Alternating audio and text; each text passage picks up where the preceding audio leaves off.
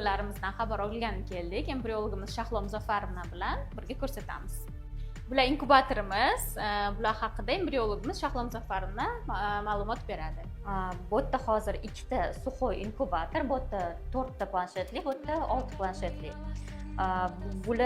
Bu yerda embrionlarimiz kultivatsiya qilinadi. Punksiya jarayonidan keyin tuxum hujayralarni olib, bu yerga ozgina dam olishga qo'yib qo'yamiz.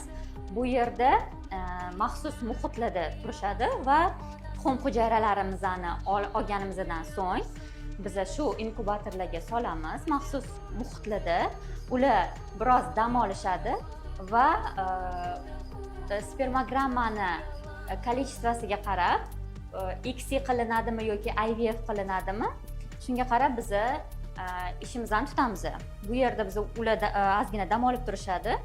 Keyin ularni XC qilamiz yoki IVF qilishimizni bilganimizdan so'ng biz tuxum hujayralarni urug'lantiramiz. Maxsus mikroskopimiz bor. Shu ignalar orqali mikropipetka deyiladi. Shular orqali biz hujayraga bitta spermatozoid kirgizib, shu orqali urug'lantiramiz. Hozir shu inkubatorimizni o'zida 50 tadan oshiq odamchalarimiz o'sishyapti.